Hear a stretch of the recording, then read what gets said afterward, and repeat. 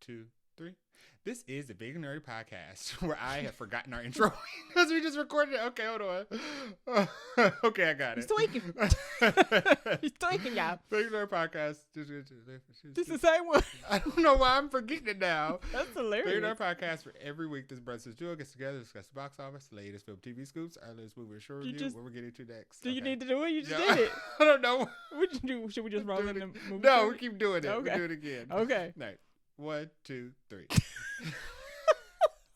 This is the Vaguely Nerdy Podcast where each week this brother-sister duo gets together to discuss the box office, latest film and TV scoops, our latest movie and show review, and what we're getting into next. We're your hosts, Cheryl and Jay. We about to roll up on our 100th episode, so we trying to do some new things, figure some things out, and Jay is totally. We've been messing with the script and it's scrambled my brain. His brain is done for. So this movie trivia about to be hard because I'm giving them 2 today because I found 2 good ones. But we'll have good, nice bloopers coming one day for you guys. Yes. And I had to stick the bloopers in the compilation episode that we're going to put together. So 2 bits of trivia for Phoenician Scheme, which is what we watched this week. Okay. I'll try not to make you guess for too long because I don't know if you're going to get either one, but I thought that was fun. Okay. So the lead actress of this movie, Mia Thorpleton, is the daughter of a famous actress who's currently active in Hollywood.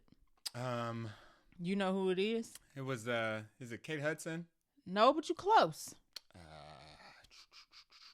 First name is Kate Winslet? Yes. And yes. Okay. But I don't care. I didn't know that she was a Nepo baby. God dang Sorry. it. First piece of trivia ruined. Okay.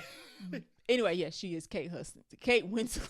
She's Winslet. Kate Winslet's daughter. Okay. But Wes Anderson did not know that until after he saw her audition tape and looked her up. Oh, interesting. I mean, yeah, because they don't have the same last name. But they don't. Yeah. Mm-hmm. She has her dad's last name. Yeah. All right, so here to the piece of trivia that hopefully is a little harder. There are 4 Oscar winners in this movie. Okay. All males. Okay. Benicio del Toro, Tom Hanks, F. Murray Abraham. Who was the 4th one? Bryan Cranston didn't win an Oscar. Nope. Who was the guy with Bryan Cranston? Tom Hanks. Yeah, Tom Hanks. Riz Ahmed? God dang it. Oh, did he? Firing all cylinders today. I didn't know that, but yes. Sound of Music? Sound of Steel? Nope. Sound of something. Yes. Right? It was from his album.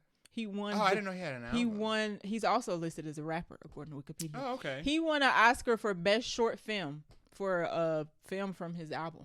Oh, I didn't know this would. I mean, no. Okay, that's nice. I thought it would have been from Sound of Metal. That's what it is. Oh, the movie. Yes. No, it's actually for it's for a short film. It's not a movie. Okay. But it was from a film from his that he did for his album. Oh, okay. In 2022. So it's actually pretty recent. Oh, I didn't know he won an Oscar. So yeah. So Jay blazed the trivia quite well. And here I was thinking I thought of something real clever and cool that he ain't gonna be able to guess it. So that is it. Said just males. I actually thought Scarlett Johansson won one, but no, she's just been nominated. She was up for one. She's been nominated twice. Yeah. And has not won yet. From Adam Driver yelling in her face. Oh, okay. Yeah. And I think the other one was Jojo Rabbit, probably, right? Yeah. Okay. Yeah. Okay. All right. So that is it for the trivia that Jay did extremely well on. Let's get into the rest of our episode.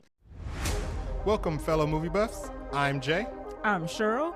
Listen in as we break down movie and TV shows, tell you what's in the plot, and hear if we think you should have watched it when you had the chance. Dun, dun, dun.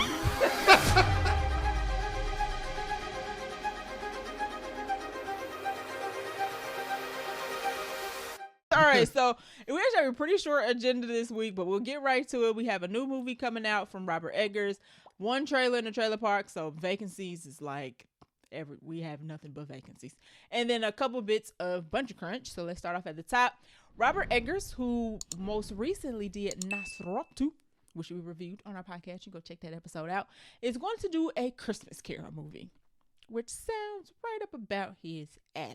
Sounds perfect when you get into the details. Exactly. So Eggers is going to be writing and directing this under Warner Brother Pictures. Sources say that Eggers is writing the Ebenezer Scrooge role for none other than the only person who I feel like could play Ebenezer Scrooge It's freaking Willem Dafoe. Of course. I mean, you look at him, It's you're perfect. like, you Ebenezer Scrooge. How does this not happen before?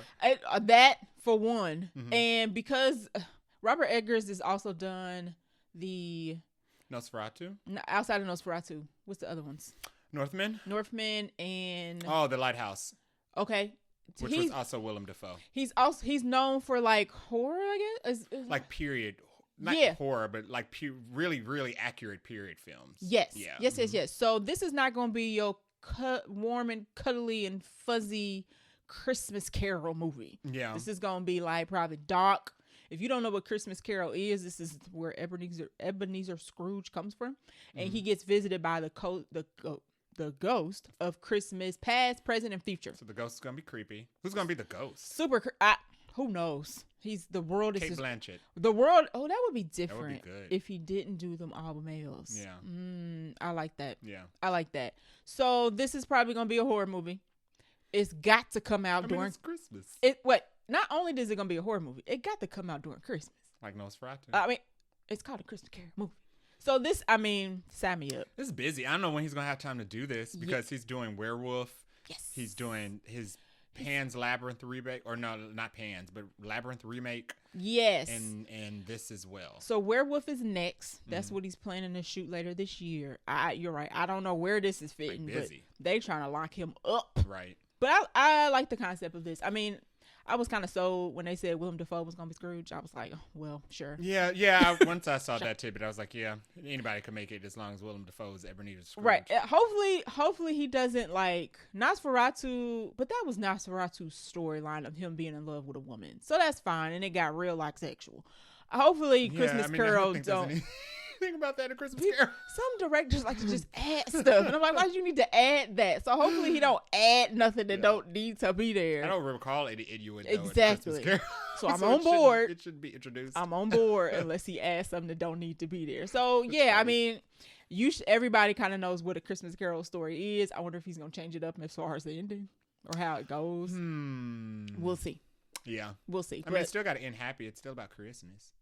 No, you're right. I mean, he didn't really change how Nosferatu ended. It pretty much ended the same way the OG Nosferatu ended. That's true. So, sure, sign us up. I'm excited. And make sure it comes out on Christmas. Yes. Please. It's the Christmas Day movie. All right, so that is all the movie news we have this week. Okay. Let's roll into the trailer pod. Toot. Beat. All right, first trailer we have for this week is called The Pickup. This is going straight to Prime Video, just like Eddie Murphy's last movie. And it is coming out on August 6th, 2025. Last two movies. His last one was on Netflix, I think. The Christmas one? Oh, I was thinking of one where he was playing Lauren London's dad. There was a Christmas. What was the Christmas one with Tracy Ellis Ross? You're right. I think that was Prime. I think that was Prime. Coming to America, which is Prime. A sin against cinema that we will blasphemy. Yeah. But I think that was also on Prime. But anyway, this is starring Eddie Murphy, Pete Davidson, and Keke Palmer. Oh, I guess Alex Foley was on Netflix. The Beverly Hills Cop sequel. Okay. So I mean, he's within the streaming space. So this is going to be starring Eddie Murphy, Pete Davidson, and Keke Palmer, who are comedians, and it is going to be about a routine cash pickup takes a wild turn when two mismatched armored truck drivers get ambushed by ruthless criminals. Keke Palmer's a criminal, so good for her playing something different. Yeah. She doesn't seem like she's like the goofy, naive criminal either. She seems like she's like the criminal that's about her business. I don't know about this movie though. Oh, I didn't laugh. I didn't find the trailer funny. Yeah, I didn't find the trailer funny. Eddie Murphy is good. Yeah. I don't know if I like Pete Davidson when he was the voice of Bumblebee in Transformers, Rise of the Beast. Yeah. But other than that, I don't really get into Pete Davidson like that. No, it seemed like the movie was trying to get the All About the Benjamins vibe, and it just doesn't. What's funny is the director of this is... Oh my God, is this the same director? It's the director of Ride Along. Which is a Kevin Hart comedy, right? Yes, Kevin Hart and... Is that Kevin Hart, Dwayne Johnson? Ice Cube. Ice Cube. Close. This was... Tim Story. That's who his name is. Okay. So Tim Story has done that. He is also... Yes. Didn't he do Fantastic Four? He sure did. Yeah. Yes. He's the one black guy who did Fantastic Four. Correct. Oh, he did both of them. He also did Rise of the Silver Surfer. So he also did Think Like a Man. Oh, okay. Yeah. Mel Gibson. Okay.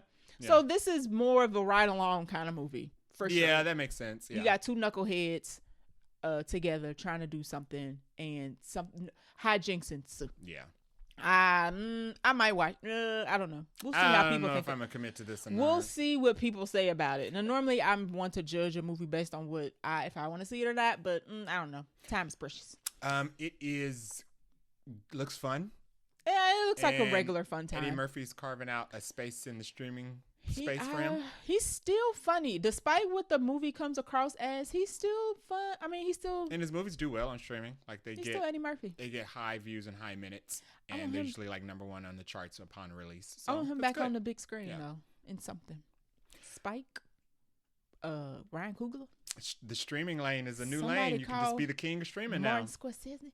Somebody call him up. There's a role for him that I feel like on the big screen that he could fill. Yeah, so it looks fun. I don't know if I'll check it out, but if you guys check it out, let us know. Let us know. All right, so that is our trip to the trailer park. Let's dive into this Buncha-Crunch. All right, so first bit of crunch we have is a Spaceballs 2 movie is in the works. I have not seen the original Spaceballs. This almost didn't make the list because I was like, I know of Spaceballs, but I didn't watch Spaceballs. I saw the original Spaceballs once. They played it in like school when we had a substitute teacher. And it's extremely popular. Yeah. It would be a classic. Would you say a cult classic? Yeah, it's like this. It's Mel Brooks. So right. It's goofy, but it's Scary Movie before we had Scary Movie. It's the Mel Brooks version of Scary Movie, pre-Scary Movie. Yeah, so it's extremely old. This came out in 1987. Well, not extremely old, but it's an older film. It came out in 1987. It's been... Jay corrected that because he's trying to say... Well, we're both old. Yeah. But it's been forever since... It's been a while. Since this movie Usually came out. Sequels don't wait this long. Yeah, so I found it interesting to do a sequel to this. Because what I discovered after they're bringing back a lot of older people which I discovered after they announced this is that I guess people nowadays don't know who these people are anymore. They don't know who Mel Brooks is. And people nowadays don't know who Rick Moranis is. I know Mel Brooks from like Man in Tights. Yeah. That's probably one of my favorite Mel Brooks movies. But I can't tell you the last time I've even heard that movie being referenced. Was Mel Brooks Airplane? I don't know. Perhaps. Or did Airplane? It feels like it could be a Mel Brooks movie. But Robin Hood, Man in Tights, gold. Mel Brooks was not Airplane. Gotcha. No. Gotcha. He was Man in Tights. Okay. He also did Blazing Saddles.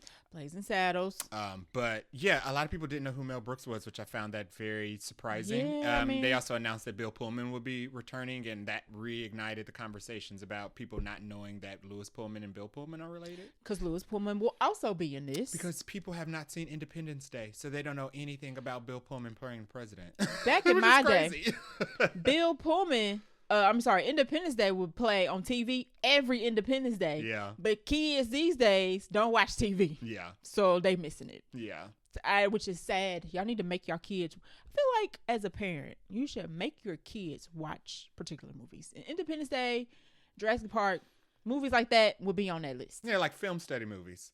Like exactly. Movies that teach you about... Kirkland. Yeah. Malcolm X. Movies that teach you about where the films that you're watching today come from. Exactly. Yeah. So, yeah, you're right, but I can't think of the last Bill Pullman movie. I'm looking. He was in the sequel to Independence Day. No. When he died. It was popular. It went to theaters. That don't mean it was popular. He was apparently an Equalizer, too. I haven't seen any of the Equalizers. And you didn't see the first? Oh, I saw the first one. Okay. Actually, I did. Yeah, his last most popular movie was probably Equalizer, too. Mm. Has he been on TV? Oh my goodness. Yeah. He chilling. He been chilling. I tell you that much. Good for him. But so, I mean, good for everybody that's going to be returning to this. Yeah. The trailer is just a teaser. It's the Star Wars crawl, just like it did in the first Spaceballs. Mm-hmm. And what is Spaceballs? For people who don't know what it is, it's a spoof movie. Just like we said, it was the Scary Movie before Scary Movie, where it just makes constant spoof scenes and references to like other. But it's sci-fi movies this time instead of instead of horror movies. Mm-hmm. Yeah, right. So they do sci-fi films. They spoof sci-fis. Mm-hmm. Yeah. Keke Palmer is also in this. Yeah. Keke stayed with a job, so good for her. I don't know. I'm curious to see your trailer to see if I will gravitate towards this. I thought the first Spaceballs was funny, but I've seen it once, and I think I was 12. Okay. So, I wonder if it holds. I wonder if it holds. We'll see. This is gonna I be. don't know, because I don't find I liked Ghostbusters. I like it as a film, Okay. but I don't find it funny. I Like see. the jokes are too old, but I still watch it because I enjoy it as a film. This will be interesting how this plays out. Like if they're gonna be able. This is definitely nostalgia bait, but they're also trying to pull in younger crowd by casting Louis Pullman, who's now popular because he's been in Top Gun Maverick, Thunderbolts, and Keke Palmer, who's Keke Palmer. Yeah. So that's definitely a demographic that they're trying to pick from. Yeah, I'm interested to see if it does well. It seems like the general reaction to the news was everybody who was older who was like, "Yay!" and everybody who was younger was like, "What is this?" Space so, what? Shout out to everybody involved. Right. We'll see how it goes. We'll keep you in the news. Next scoop of crunch: Yahya Abdul-Mateen is joining David Fincher's Once Upon a Time in Hollywood follow-up at Netflix. Good. That's good. I'm glad for Yahya Abdul-Mateen. I don't know if I'm watching this movie. No, I don't know why they would. This is weird. It is weird. I still think it's weird that he's David Fincher is doing Quentin Tarantino's movie. Yeah, it's still strange. We agree. And David Fincher's last couple of films weren't good. And I did not enjoy the one with Magneto. Michael Fassbender? Yes. Yeah. Mm-hmm. No, it wasn't good. Wasn't a fan of that one. And it couldn't have been Magneto. I literally forgot his name. No, Michael Fassbender is a great actor. Right, because we just saw him in Black Bag. So it was just kind of like, what happened here? So I don't know. I'm happy for Yahya. Absolutely. He's got the Man on Fire series coming out, which is also on Netflix. Wonder Man, which is coming out in December of this year. So some actors, I'll be like, where y'all be at? What y'all be doing? So when they get stuff, I'll be excited for them. Yeah. So excited to see Yahya Abdul-Mateen. I'll probably watch this now. I'm more inclined. Yeah. I'm not watching. Before I wasn't. Do I have to watch the first one though? I can tell you what happened. I'll watch a recap video. It's about.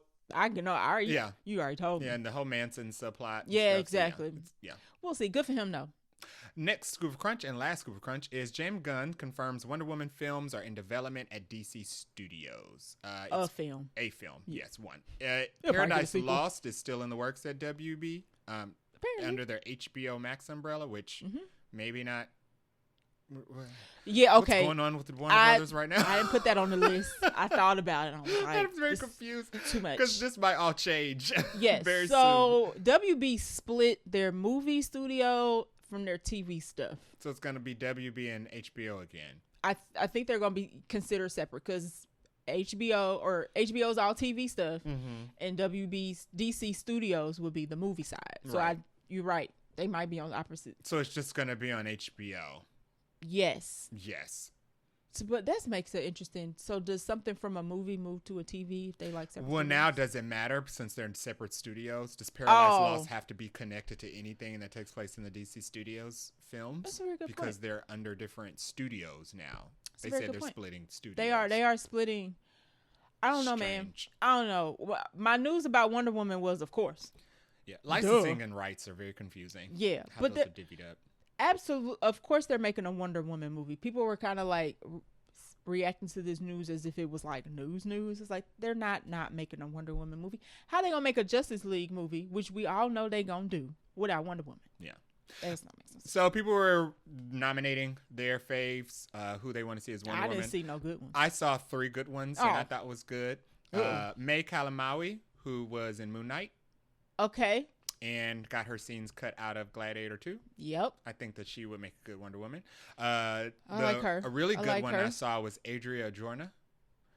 She is very famous right now because she was just one of the lead actresses in Andor, but we know her from Blink Twice. She was the survivalist. Oh, okay. Yeah. All right, that's 2 for 2. Who's the third one? And if they want to go very younger, somebody threw out Melissa Barrera. I don't think that's gonna happen. I don't think Melissa gonna do that. No, but I do like those picks. I like the 3 of them. I don't think Melissa would say yes, but I watch her for sure. Yeah. I like those 3. Yeah. It's not going to be one of those 3 because we like those 3, though. You know that, right? It could be Adria Arjona. Do you think that they're going to pick... I think there's a possibility because, James Gunn is very fan motivated and he likes to pick people that other people like. Okay, fair regardless of how it may affect the film. Okay. I think that he will pick. I think he loves to pull from fan favorite pools. Okay, so we might have there might be some hope in those 3. Yeah. Well, we'll see. I'm curious. I think he said it was at the writing stage, so they not nowhere near casting. It doesn't sound like so. It'll be a while before we probably hear about casting, but I like those 3 picks. Yeah, I do. And then they're not going to pick somebody super duper popular because they're going to try to keep that budget low. If he doesn't pick any of them, he's going to cast his wife. Chap, she too old to play Wonder Woman. They never stopped. And I'm not calling her old because I don't even know what age she is, but I know she's old to be playing Wonder Woman for the next 13 years. I know she ain't David Cornsweat's age, and I know they need to have somebody in the same range. And they need to have people in the same range, so you got to think like mid to young 30s, right? Who can play people who are probably in their 20s. Yes. Agree. So we'll see. We still don't know who Batman is in this universe. No, but he did say the Batman 2 is extremely important to what they're doing at DC Studios. And I'm like, well, why, James? Because it has to they're make not money. In the same universe. Why is it extremely important? Because somebody got to pay the bills. Yeah, but... And they in debt. Why is it important to DC they need to put that movie out. Studios? Like what you're trying to do at DC Studios. Well, he is still over all of that, though. Even if they are in 2 different accounting ledgers... He's still over both of them. They're in Elseworlds. So right now, it's not important to anything that anybody knows. So, yeah. Because he split it. He split it. And I think somebody, because, he responded to people on Threads. Somebody else was like, all of us want to have Robert Pattinson. And he was like, all is kind of a stretch. So he keeps saying Robert Pattinson is not that universe's Batman. So I'm going to believe him until Robert Pattinson becomes that universe's Batman. And we all go, okay. When we start getting closer to actually talking about the development of Batman and people start doing their fan casting, we'll have... You talking about the Brave and the Bold one? Yeah. And we'll have a more accurate look on what he's looking for. Because he's going to pick from the fan cast pool. Okay. Yeah. I don't know who people been saying they want. Who's the Reacher guy? Oh. Alan... He's kind of older than David Cornsweat, isn't he, though? They're probably in the same age range. I don't know how old these people are. He could. Ben Affleck was older than Henry Cavill. Yeah, but they weren't going for they got to be the same age type thing. I think this should work, though. Batman, I like an older Batman. I like a Batman who's more experienced than Superman. I like a Superman who seems younger than Bruce Wayne. Okay, fair enough. Mm-hmm. I like Jack Reacher. Yeah. So...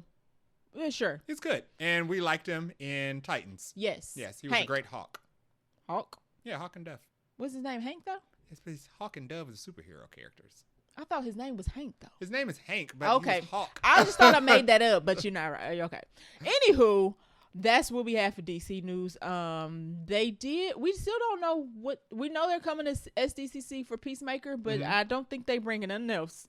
No. That's it. But we got our tickets for Superman and Fantastic Four and Jurassic World. So we're set. We good. We're set for the summer. Super Jurassic, guys. So excited. Can't wait. It's going to be a very good month for us. Yes. Yes, it will be.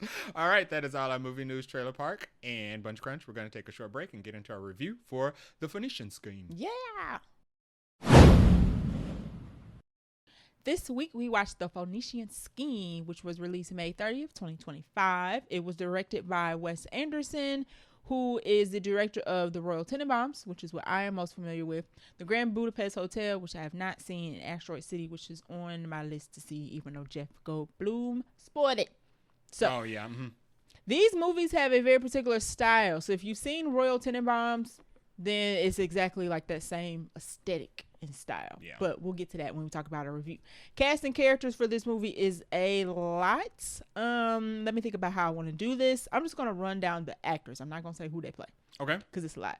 Benicio del Toro, Mia Thornton, Michael Cera, Riz Ahmed, Tom Hanks, Bryan Cranston, Matthew Armorick. Okay, hopefully. Sorry, Matthew. Richard. Okay, now some of these people I don't know. All right, hold on. Jeffrey Wright, Scarlett Johansson, Benedict Cumberbatch, and Rupert Friend. Yes, that's who. I'll leave it there. It's a lot of people, and it's an ensemble cast. He does an ensemble cast, so he's got a thing to where it's a bunch of people you've seen from other things that you wouldn't necessarily be like, oh, wouldn't think all y'all would be in the same movie together. Like.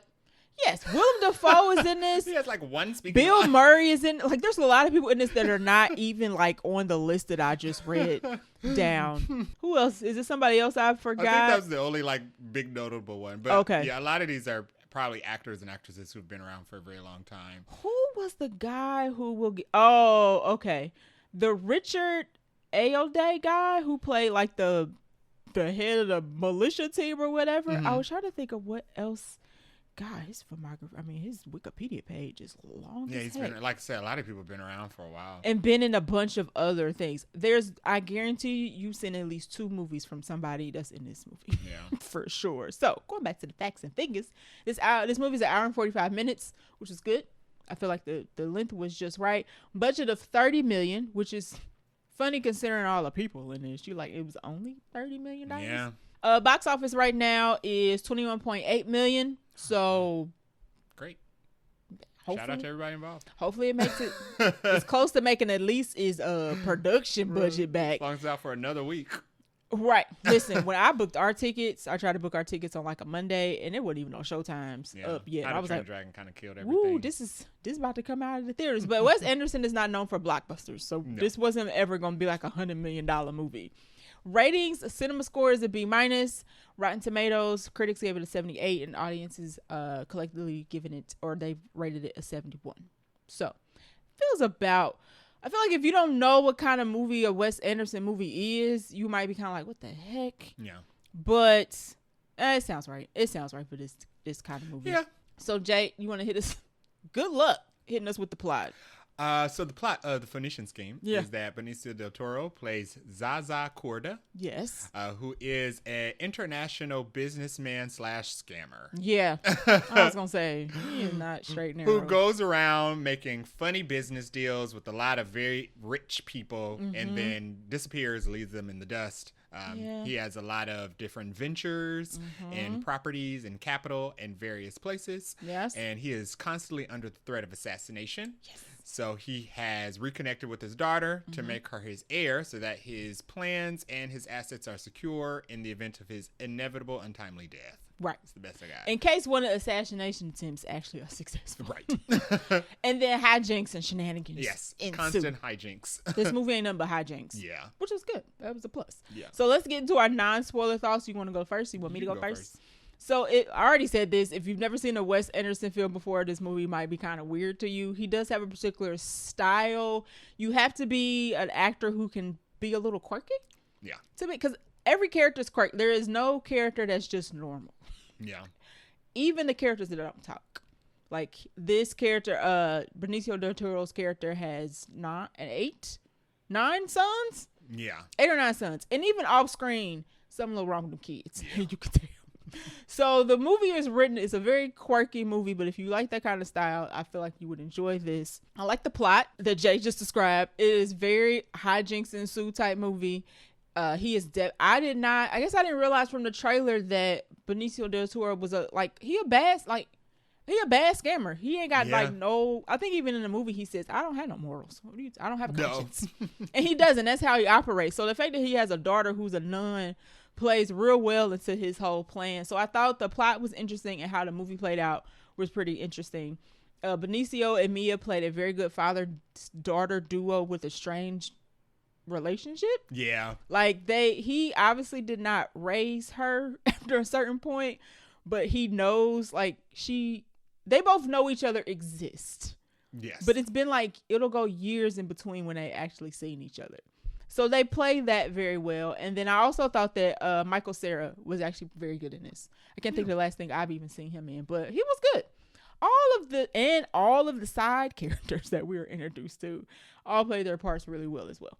So that's it for my non-spoilers. Cool. So I agree with all of those things. I thought the movie was fun. It kind of plays like a sketch a little bit when we're moving from scene to scene. Yes.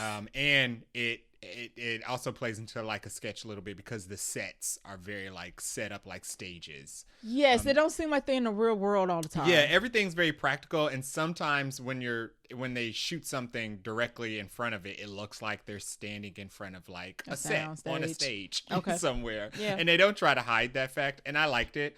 It's a very colorful movie. It's colorful with a muted overlay. Yeah. So it's all his movies. It's sepia. Sepia. That's what it is. Very colorful with a sepia filter over it. But I liked it. The sets were really nice. Yeah. It had some really great shots. There's a lot of thought into set design, editing, costuming, and just how the scenes are filmed. Yeah. For sure. Yep. I thought it was funny. It wasn't always slap your knee funny, but No. it had really good dry humor. Yes. And it did a very good job at really letting a joke like just letting it run. Bake. Yeah. Marinate. Letting a joke just like bake, marinate, and really like set and cook in. There's a couple running gags in this movie that are actually very good. Yeah. I will say. Yeah, they're good because they keep bringing it back, but they change something a little bit or they add people to it. And you don't know it's coming until it's like, oh, okay, I get it. That's funny. Yeah. That's funny. You have to pay attention. If you want to, Okay. if you care about the plot of this, Yes. you have to pay attention because it's about deals.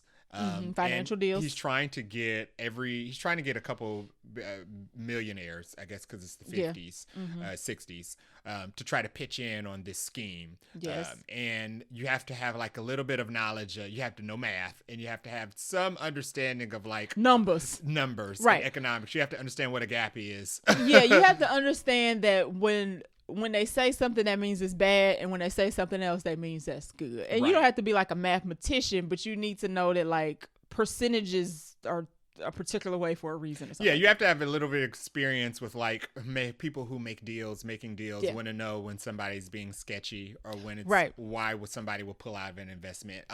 They do it. I'm glad that they break up the parts of the movie with updates as far as what percentage each individual is putting in. Yes, that we'll get to. We don't get to the whole. We don't have to sit the whole movie like, well, who did this and who's doing that.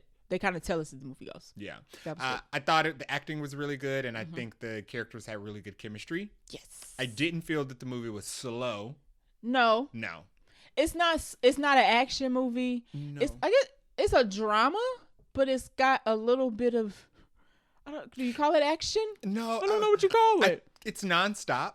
Sure, it's a nonstop drama. Yeah, and I didn't find it slow because the movie is so quirky and random that you aren't sure what's gonna happen. Sure. So it's almost cheating. It almost doesn't feel slow because you're anticipating something. Yeah, it's not like edge on your seat anticipation, but it's kind of like anything could literally happen in the next scene, and I just want to see what it is. Right. It's not a spy thriller, so it doesn't like build up tension like a Black Bag, but it's also not like a super melodramatic drama that's like slow and everybody's crying in every other scene. Yeah. Like there's literally something happening in literally every scene. There is one little plot point that is central to the movie it's around Benicio del Toro and his daughter that carries through from the beginning to the end, basically. Yes. It's the whole B plot, which I found very interesting. Yes. I found the B plot interesting. And it kind of came out of nowhere because the character, Leslie, how do you say her name? Lizelle, yeah. Yeah, which I like her name because it's spelled kind of interestingly. She just brings it up out of the blue. Yeah. And you're like, wait, I didn't know this was even a thing. And it's a thing through the whole movie. Yeah. And a lot of the movie has a lot of exposition. It's a lot of people talking and monologuing for very long times. Like we just practiced our intro when we just practiced re-recording, and our script was like both of us only had two things to say, right? And we had a really hard time remembering what those things were. But then you have Scarlett Johansson who's doing like a 30-second monologue, and she's walking from the back of the scene of the set to the front of the set, not taking a break. The scene isn't transitioning. It's like, I don't know how people do that. And even though there's a lot of monologue because it's not like an action movie, it's a lot of back and forth. And you have to listen to what they're saying. Yes. Because they could either be talking about the deal. They could either be talking about the A plot or the B plot. Correct. And both of them are very important. Right. Yeah. Agree. That's all my non-spoiler notes. All right. So that is it for non-spoiler. If you don't want to be spoiled by this movie, then stop, pause, go check it out, and come back. But we're going to go to spoilers in 3 and 2 and 1. So I kind of struggled with how to do the characters for this because there's so many. So we're going to stick to the main 3. Okay. And then after that, we probably maybe pick and choose who we want to talk about. So we'll start off at the top with Benicio del Toro, who plays the lead, Zaza Corda. He is our schemer, our willer, our diller. He's apparently been doing this for a very long time. And basically it stems from how his father raised him. But this father wasn't, like, he's a trash dad. Mm-hmm. He's got 9 sons, but you learn that not all of them are biologically his. He's like adopting kids in case the biological kids are not as smart or as good in his words as his the adoptive kids are better than the biological kids. Better in quotes.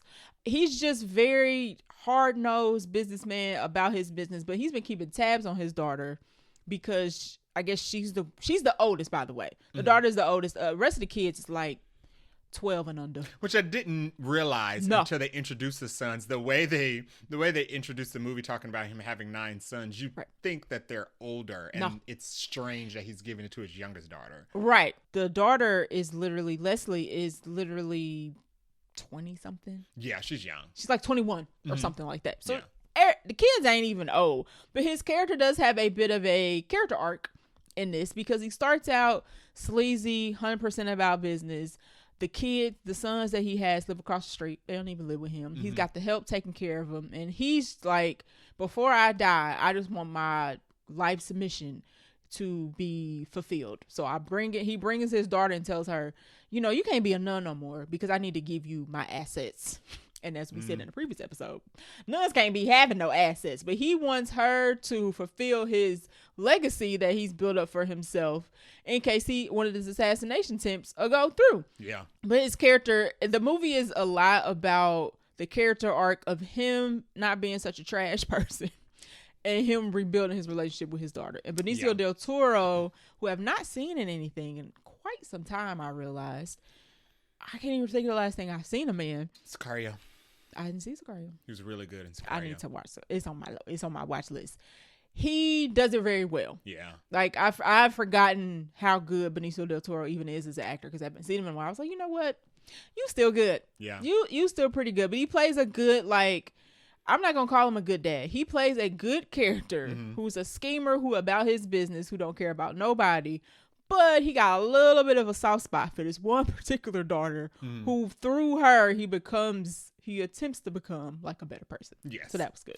Yeah, I thought it was, I agree with all those points. I have those same points in my notes. You have to be very quirky to play this character, or you have to be able to pull off quirky very well. Yes. And I think he did a Quippy, really good job quirky, at it. like you got to go back and forth real good. You have to be able to play it he played it very straight. He did. He didn't crack. He didn't crack throughout the whole movie. Even as ridiculous as it got, he kept like the same, outside of like having the random shouting matches, he pretty much had like the same voice tone throughout the same, and the same expression throughout the and same there's so movie much happening in this movie that you would think a character would have like a bunch of different like personalities you would see. Nope. And he's so quick, and I guess it's because he spends so much time avoiding assassinations that he notices so much, and he's just like on his feet every time the plane is about to explode or he feels like he's under attack. He's been through this before, so he's learning each time. Yeah, I think he did a great job in the role. Very good, very good. All right, Mia Thorpleton, who plays Sister Liesel. I'm going to check this name up the whole episode. Sister I called her Liesel. Leslie. I know. I'm sorry, y'all. Who's Corda's daughter and nun. Loved her. She was perfect. She was great. I have not seen her in anything before, but once again, quirky. Like, she obviously has a bone to pick with her dad because she got sent off to Catholic private school or boarding school or whatever. A nunnery, basically, at 5. After her mother was killed. And her mother being killed is like the second B plot of the movie because she just comes right out and says to Zaza, like, they say you killed my mama. And he was like, no. And you don't have no reason not to believe him either because he says I don't kill people. I send violent people to do violent things, but I ain't killed nobody. And she also says that they haven't seen or connected with each other in 6 years. So when he calls her out of the blue to become his heir or to claim his inheritance, it's very suspicious to her. It is. But the other funny part about her character is that she wants to be a nun. So she's trying to do things the nun way. So she's like praying and she's got like her rosary and she's really like sticking on to her faith. She's committed to being a nun. She's really sticking to her faith. And throughout the movie, she actually, the sister, like that's the head of the nunnery or what, I'm not using the right words, actually tells her like, girl, we know what you've been up to with your daddy. Cause she's Liesel, basically, she's like, you know what? I'm going to sign on to be my dad's heir or whatever because I'm going to enact change through him. Like, I'm going to use his project for good. And that's why she signs up. So she doesn't technically get into the scheme, she gets into the scheme, but she's like, I'm going to work through him and use his resources to do good, because she's a nun. She wants the best for everybody. But character wise, she was quirky. She was funny without trying to be funny. This movie is very much, you got to see it to understand it. But she, and the back and forth she had with Benicio del Toro was very good. Yeah, I love Sister Lizelle. She committed to really being a nun. She's trying so even hard. when the church turns her away and tells her basically you're not going to become a nun. No She's still like throughout the rest of the film until we get to like the conclusion. She still commits to like the faith. Yeah, she got the outfit on and everything. I loved her how she would randomly pray over things. Her instant forgiveness, like she really committed to the faith, even when it seemed like, girl, it's okay to break. Right. She just Right. didn't.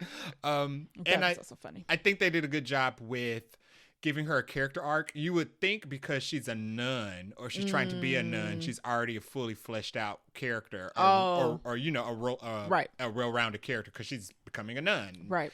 Usually that's like one of the final decisions you make. Right. She's gone through her things. Yeah.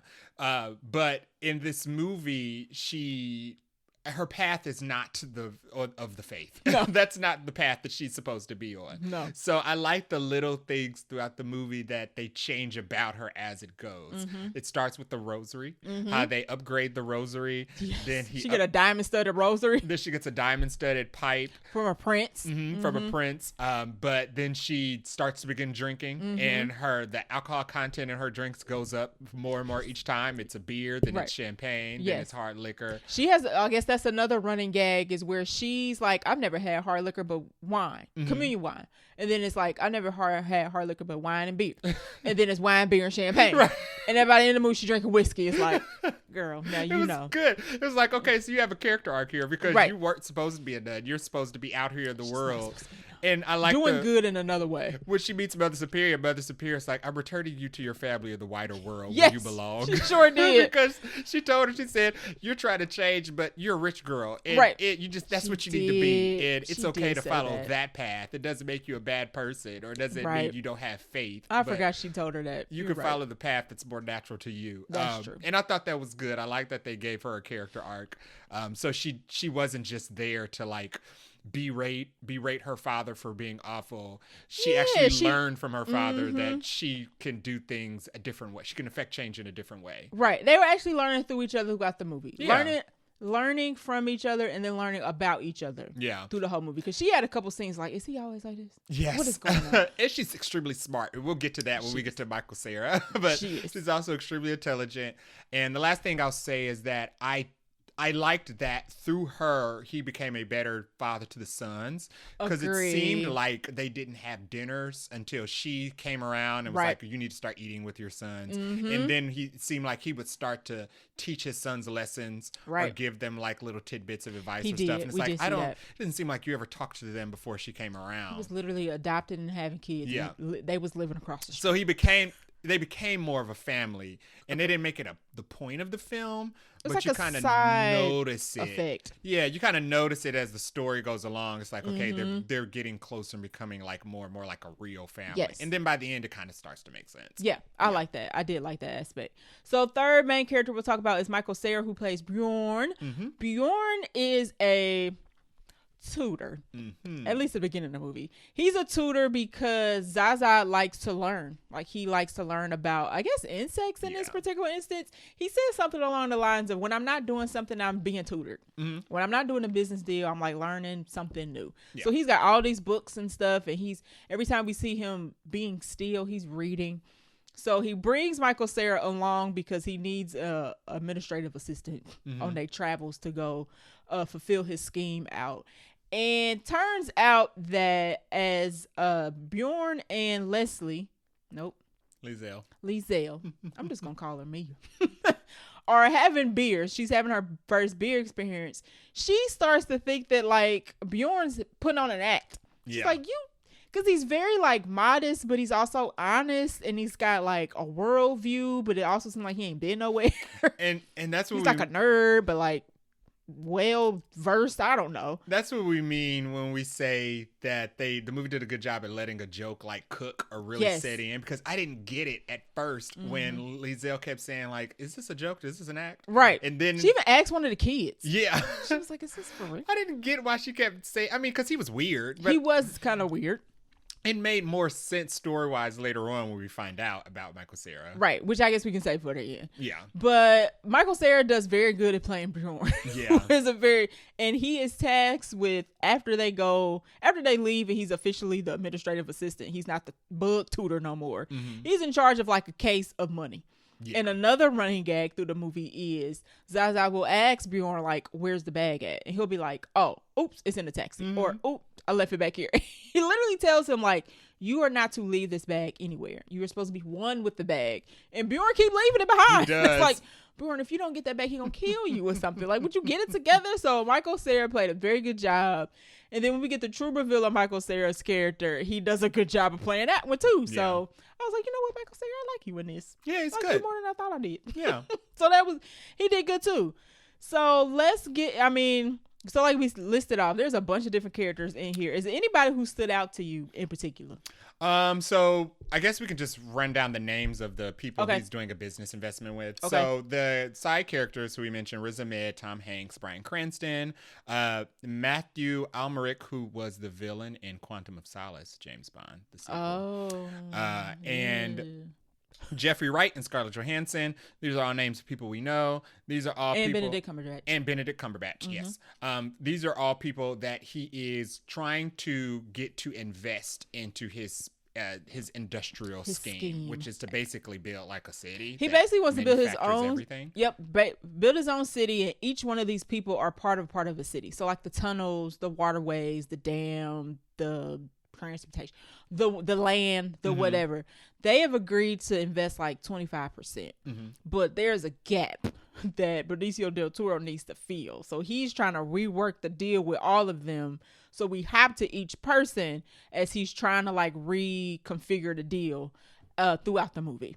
So that was the fun part. Because he wants to still walk away from this rich. And because he's a scammer, he's trying to get them to all pay a part of his portion. Exactly. Yeah. Of the gap. And he calls it a piece of pie that's baked too big for the pan. Yes.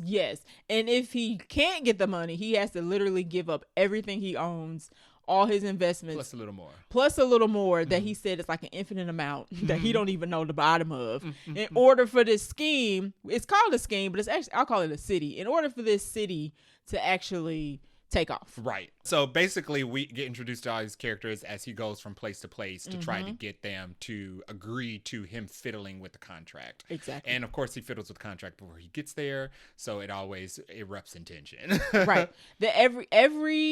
Every character we meet, there's a hijink. Yeah. Which makes the movie fun because we don't know what the hijink about to be, but we know it's about to be a hijink of some sort. Yeah. And we'll mention Richard Ayoade, who plays a guerrilla faction leader that lives in the jungle. He was random. He was random. He wasn't part of the business plan, but Benicio del Toro's character is known to hire just a bunch of random gunmen or assassins when he needs henchmen or people to like be his muscle. And he basically picks them up. He does along the way.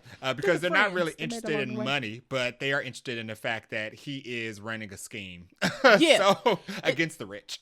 Right. Against the rich. And I mean, his thought process was there. Just the way he was doing it was super wrong. Like he was like, I'm going to use slaves. I'm not going to pay them. I've caused the famine in the land. And then you're kind of like, this is not good though. No. And his daughter is like, okay, I'm going to work with him because I'm going to be able to use resources to correct all of this. Right.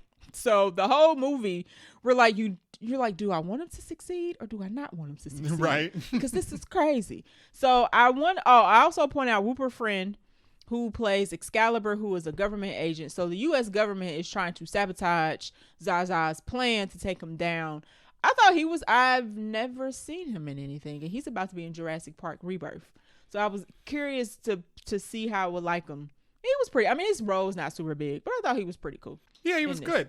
He was also in, you've seen him before. In what? Rupert Friend? He was the Grand Inquisitor in Obi-Wan Kenobi. What? Yeah. What? Yeah, he was. Excuse me. I'll look that up. I need a picture. Yeah. Wait a minute. The gray guy with the makeup on? Now I'm confused. Yes, he was. Grand Inquisitor in Obi-Wan Kenobi was played by Rupert Friend. And he was Disney Plus with the series. gray getup. Yeah. Wow. I liked him. Yeah. Okay, so I do like Rupert Friend. You just didn't recognize it because he was in makeup. Yeah, like head to toe. He play alien. He don't play human in that. But we're also interested to see him in Jurassic World Rebirth. Very which much so. We already purchased our tickets for. Dobie, baby. I thought he was good. I liked him. He doesn't really pop up as much in the movie. He's pretty much just like used as scene transitions. He's kind of like exposition guy just a little bit. Yeah. He is kind of like a narrator too, a little bit. Somewhat. Because he lets us know what the status of Zaza Quarter's deal is, and he's letting us know where Zaza Quarter is going next. Yes, and he's also he's informing us of what the government also knows. The U.S. government knows. So he was pretty good as well. Any other characters we want to highlight before we get into likes and dislikes? Shout out to the random side characters who played like small bit parts but were good. Bill Murray played God, which was funny. He did. Willem Dafoe played Who was his character? It said as Knave. It says Corda's heavenly defense attorney. He did play it because he was playing the defense attorney. I guess in heaven. It was like purgatory. So every time Benicio del Toro's character would pass out, basically from assassination attempts, right? He or would slightly die. I guess he was dying. Sure. Yeah, so I guess he would briefly die for a moment, go to heaven, and have to stand trial or face his sins or his ancestors. Right. And in one of the scenes, there's like a trial where he's standing trial against his daughter, who is testifying that she thinks he killed his mother. Right. So shout out to Willem Dafoe and that, Bill Murray. I think that's everybody I want to talk about. Okay, so let's get into our likes and dislikes. I'll go first. I like the hopping around. I already said this, I guess. I like the hopping around from investor to investor because, like I said, we knew a hijink was about to ensue. We just didn't know what the hijink was. So, and I won't go through all of them. I'll just do the first one. So when we get to Riz Ahmed, he is the guy who I guess is going to be like the prince over this whole land once it gets built. And the investors there are Tom Hanks and Bryan Cranston. So the way they resolve the issue of like how much a percentage they going to keep paying, whether they're going to renege on a deal, is a basketball game. And Riz Ahmed's character he don't even know what basketball is. He's foreign. He's foreign.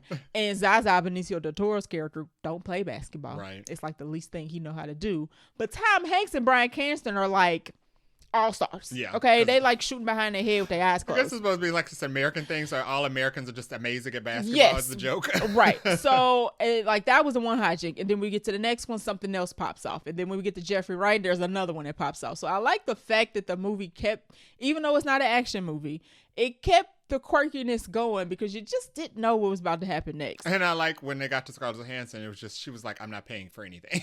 And she didn't. She didn't. She was the only one. One who had with a zero.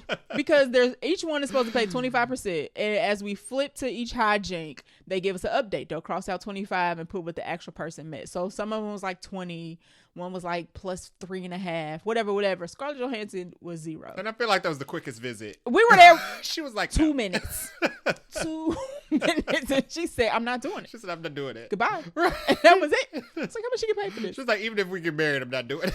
If she was in this movie so little that she might have just did it for free. It was hilarious. It was funny. And then my other like that I'll point out, because I feel like I hit everything, the ending actually end up being different than what I thought it was going to be. Yes. We'll get to that. But I was like, oh, yeah, I actually didn't do the thing I thought y'all were literally going to do. So I appreciate what I thought was going to happen not happening. Yeah. So, yeah, those are my likes. I didn't really have any dislikes, honestly. I really didn't have any dislikes because I had no idea.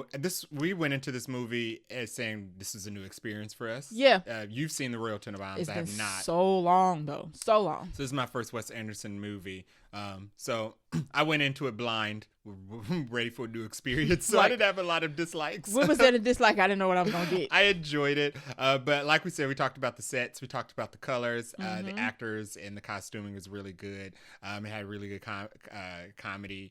Good comedic timing. Yeah. I mean, it was just a really well put together movie. Got it. Let's talk about the ending. The ending. Okay. So the twist with Michael Cera's character. Yes. Every time we go back to Rupert Friend's character who's narrating for the government, right? it didn't dawn on me that how is he getting all this information on Zaza Corda immediately after we just finished a scene with him? Mm-hmm. And it turns out that it's because Michael Cera is a spy. American spy. Which I liked and this is one of those moments of very, very long exposition, very wordy. But basically he's saying that he had no interest in being a spy. No. He really is actually a scientist. Yes. He's just not Norwegian. He's just a regular American scientist Delaware. Who likes bugs. Right. But in order to secure funding, the government swallowed them all up and turned them into secret agents as well. Yes. So in order to keep doing the job he loved, he also had to be a spy. Yeah. But he really wasn't interested in it. And so once it's revealed, he was kind of just like, I'll be a double agent. I'll hang out with you guys. He was like, I just want more fun over here. This operation to be over so I could go back to being a scientist. And the way they find out is funny because we cut to the scene where Rupert Friend is like, our operative told us this, our operative told us that. And I'm kind of like, who's that operative? And I was like, is there a mall? Okay, we only have 3 people. And I'm like, okay, whatever, we'll get to it.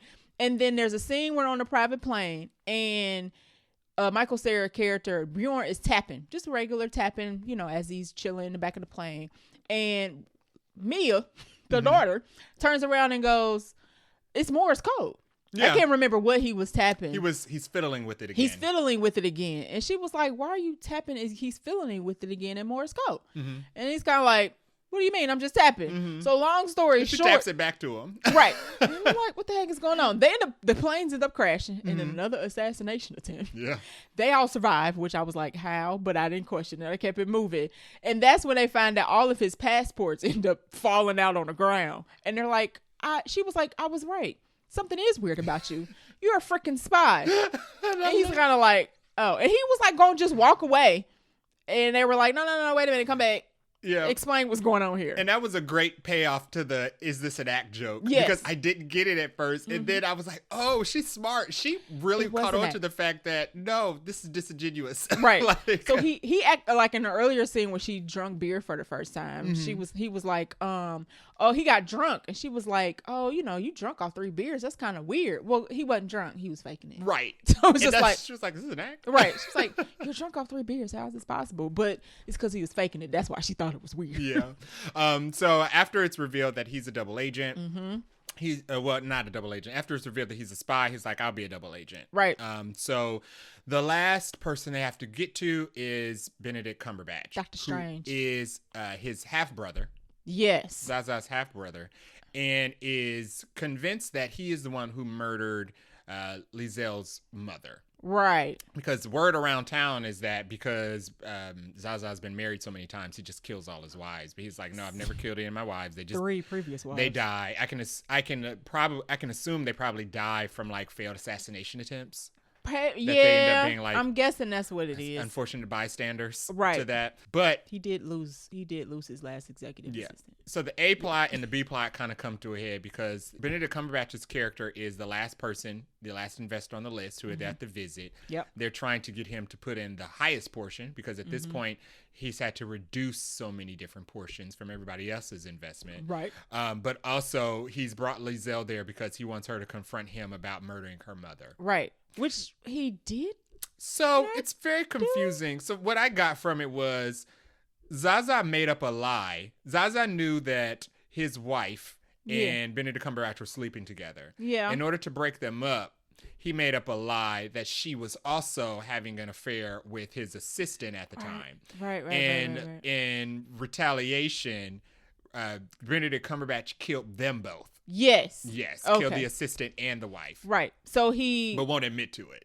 He does not admit to it, which is why it's kind of like, did he? Did he not? I mean, not that it really matter at this point, I guess, but also the other unintentionally funny thing about it is the lie was correct because she actually was also sleeping with the assistant. Yeah. So his murder was not justified, but it wasn't based off of the lie. Right. He actually was upset.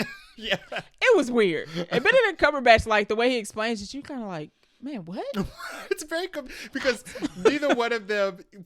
I spent the whole movie wondering if Zaza was lying and he actually did kill his wife. I did too. And it was going to be revealed, and then the Benedict Cumberbatch reveal just made it all more confusing. Right? Because I'm saying, are you also lying? And at the same time, it's revealed that Leslie. Yeah, there's the question Lazelle's of actual father was the assistant. Yeah, so there's a question of who Lazelle's father is. It's not one of the three of them. Right. I don't think it's Benedict Cumberbatch. I don't know if it's Benicio del Toro. And right. And at this point, it doesn't matter because before they go into the room to meet Benedict Cumberbatch, he tells her, like, even if I'm not your father, like, can I adopt you? And she's like, yes. Yeah. So they kind of establish, like, it doesn't matter. We're still father and daughter at the end of it. And maybe they're not, and I guess that's up to interpretation because we're not sure if he's actually going to heaven or those are just the hallucinations of a man who's passed out. But True. The wife in one of his heavenly hallucinations says that she's not your daughter. So we don't know if that's actually conclusive or not, or if those are just his inner thoughts. The heaven purgatory slash scenes were interesting because they added some context, but they didn't exactly explain everything. They were like answer a question, but you weren't sure. They would give an answer, but you weren't sure if they were answering the specific question, right? Or if it was just like random, right? Yeah. Right. Like when his grandmother's like, "I don't know you." It's like, what does that mean? Yeah, that was also interesting because it seemed to like impacted him because he kind of felt like he didn't have no family. Yeah. So that was kind of interesting. But another part of the ending is that. So in order to get the scheme, the person who's been trying to assassinate Zaza the whole time was Benedict Cumberbatch. Yes. We also get that reveal. Mm-hmm. And they squabble it out at the end. Benedict Cumberbatch ends up blowing himself up with a grenade somehow. Or he takes some poison accidentally. Yeah, one of their inventions was this like gas that would make, it was so toxic it would instantly kill you. Yeah, so he ends up getting hit with a gas bomb. And then the Phoenician scheme actually ends up getting finished because Zaza gives up everything he has to basically continue to build it. Mm-hmm. So they sign off on it. The slaves end up getting paid. He ends the famine. Yes. And he builds it like it gets completed the right ethical way. But in order to do that, though, he has to be broke. So our very last scene is of him returning to his roots, maybe. Yes. I don't even know what you want to call it. We kind of get a scene with our last heaven scene is basically him putting his grandfather's ashes back into a vault, which in the pyramid, and because that's what he was supposed to do. They were supposed to build, right? So I guess that's him finally letting go of that part of his life, okay, so that he can move forward with his actual family and be a father. You're right. So I forgot about that. I guess that's what that meant, right? There was no dialogue. There was a line in the scene where his father wasn't no good to him. Mm-hmm. He was basically raised by the help, and he felt jealous of the help, like getting attention or whatever. So he basically lied on the help. The dad fired the help, but also beat up. I think he said he beat him up and then didn't talk to him for 90 days. Mm-hmm. But when his dad died, he said, I want to be buried in a pyramid. Mm. He said they cremated him instead. Yeah. And they never built the pyramid. Nope. So one of that last heaven scene is of him in a little sarcophagus. Of Anubis. That's like some of his ashes. Yeah. Because it's implied it's not all of his ashes. Yeah, it's tiny. Right, it is. It's like the size of like a small drink at Starbucks. Yeah. And they put it into what looks like a vault that's built like a pyramid. Mm-hmm. It's kind of like, oh, is this the pyramid that y'all trying to say? Which I guess was supposed to look like the vault in the basement. Sure. Where his ashes were originally. Okay. Fair enough. So our last scene is of Zaza basically working in a little bitty hut restaurant that he has built. Mm-hmm. He's slaving and working away because he is now impoverished. He ain't got no money. The Phoenician scheme actually takes off. So it's thriving with the investors who put their money in. And Bjorn actually proposes to Lizelle with the ring that Benicio proposed to with Scarlett Johansson. Yes, Scarlett Johansson was made of paste. And that was actually like his second cousin. Yeah. She returns the ring because she like, I'm not doing this mess. She was a second cousin through marriage, so they weren't technically related, I guess. It was still weird. Mm-hmm. It was weird. But the ring that Scarlett Johansson returned, Michael Cera ended up using to propose to Mia. So they end up getting married at the end. Yeah. And our last shot is Benicio and Mia sitting at the table playing cards together. Yeah, just like they played cards together in his big fancy house. And they also had there's a leaky ceiling joke. Oh, that yeah, continues throughout the movie. The leaky ceiling from the beginning comes back at the end because now he has a leaking ceiling in his like hole in the wall restaurant that he's built. I love the ending. I was not good. expecting it to end wholesomely. I didn't think he was gonna live. I thought when Benedict Cumberbatch was gonna kill him, he was gonna be successful, and then the Phoenician scheme was either probably not gonna go through because it had a terrible premise. Yeah. And I don't know what was gonna happen to the daughter, but I didn't think it was gonna end that way. Yeah, I didn't think it was gonna end that way, but it's a feel good ending. Yeah, it did, and it felt good to know that everybody kind of walked away learning something. Yes. Except maybe the investors probably learn not to do this crap again. Yeah, I mean, I don't even know. I guess they're all well off and successful now and happy because their plan went off. Pretty much, and they didn't have to invest as much money. Right. So the man who started it all ended up dirt poor. But he needed karma. Right, he needed to be dirt poor. Yeah, he deserved not to have no money because he was doing the most before we got here. Mm-hmm. All right, so let's talk about our favorite line or scene. Favorite line or scene is not a single scene, but a collection of scenes, all that have to do with the plane bombing. Yes. Pretty funny. Best running joke throughout the movie. So this running joke is that when we open up the movie, Benicio del Toro's on a plane. Air Corda. Like he has his own private plane, of course. And it blows, like, it blows up. The person that's sitting in the corner of the plane blows in half. Yeah. This is top half. And a hole is in the plane. And he has to everybody think he dies. He doesn't. He survives it. Another assassination attempt. But before the bomb hits, a click or a noise of some sort is in the plane. Yeah. And everybody, not everybody, Benicio del Toro looks around kind of like, what's that weird noise? And then it blows up. Yeah. So through the rest of the movie, every time they on this private plane and somebody hears a click, Mia Thornton goes, what the heck? And she looks real concerned and she starts rubbing her roses. She does her prayer. She does her prayer. And Benicio del Toro goes, oh no, it's fine. Don't worry about it. I feel very safe. I feel very safe today. And everybody on the plane is kind of like, are you sure? And then at the very end, the 9 sons, Mother Superior, Mia, Michael Cera, everybody's on the plane and they hear this click and everybody's kind of like, oh snap. Are we about to die? Are we about to die? And Benicio del Toro goes, it's fine. I feel very safe. But I love the fact that everybody freaks out and it's never explained when they get more people on the plane. It never re-explained the joke. They just do it again. And everybody just gets because it. it obviously wasn't a bomb. Right. So it was like, what is the clicking noise on this plane?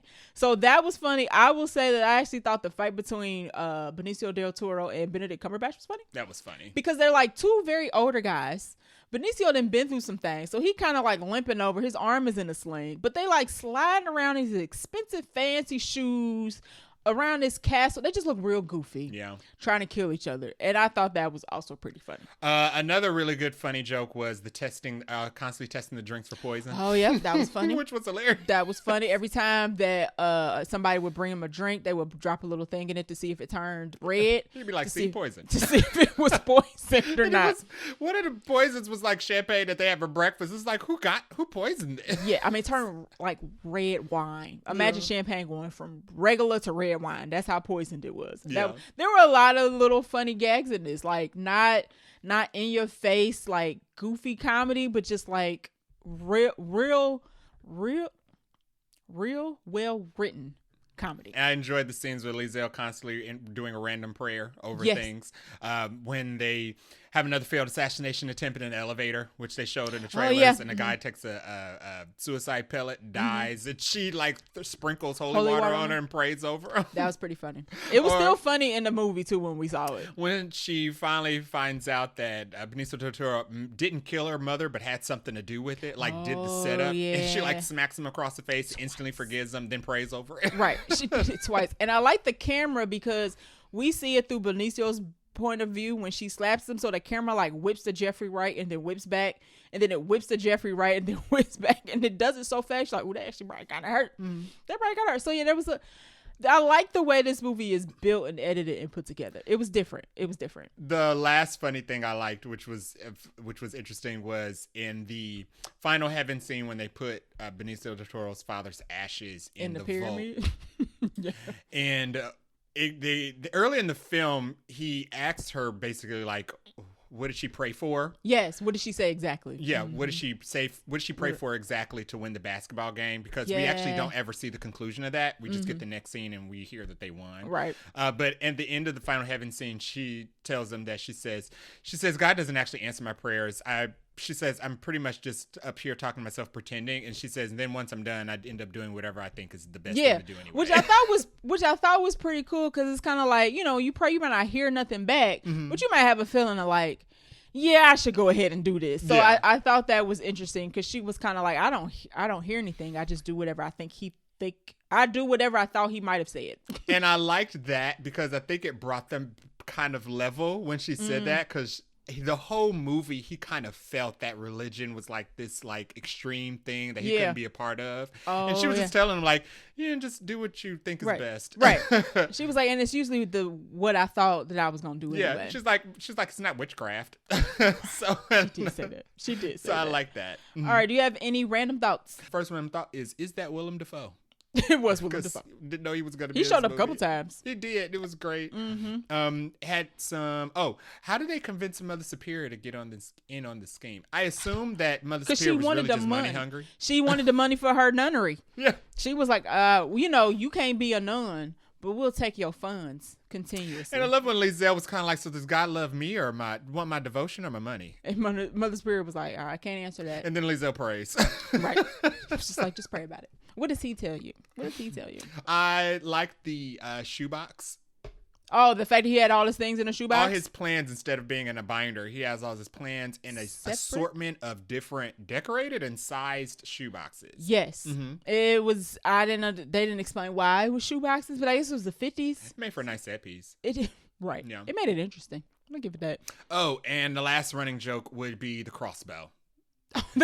We never saw which child it was. One of the 9 kids, he gave them a crossbow as a gift, and it's supposed to be fake arrows with the little sticky bottoms, flat suction cup bottoms, but they're actually spiked. He pulls out one like, this has actually been sharpened. These are supposed to be suction cups, but the kid keeps putting the dang arrows. One of the kids is a terrorist. He actually says, he's actually a pretty good shot. He's like, watch your eyes, and I'm like, y'all not gonna. What kid is it? He shoots the shoebox once. They get rid of it. Then the next arrow is a flaming arrow. Yes. And then he accidentally shoots the box of grenades. It's like, okay, we forgot to run it. To get rid of the crossbow. The kid needs help.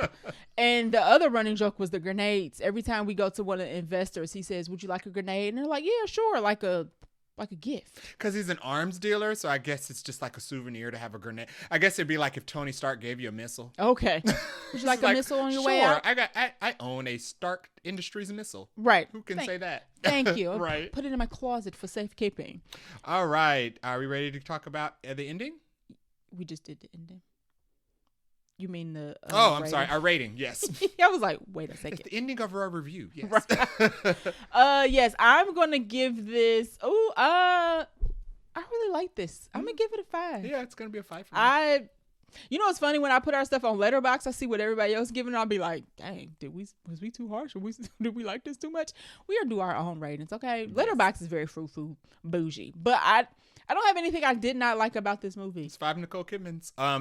It was. I had no expectations, and I had a good time. So agree. I'm biased in the positive direction. Exactly. So our curve, we grade on a curve. Our curves upward. Unless the movie is like Rebel Moon, then the curve goes the other direction. I had expectations for Rebel Moon. Right. Unfortunately, we go the other direction. And he failed me. So yeah, if you haven't seen this, it probably might not be in theaters for much longer. No. So you might have to wait for streaming. But when it gets there, it's definitely worth a digital rent or a stream. I've never seen a Wes Anderson movie before. I wanted to see this one because the trailer, it was engaging. It was different. He needs to go watch Royal Tenenbaums. So Royal Tenenbaums is on my watch list, but also Asteroid City.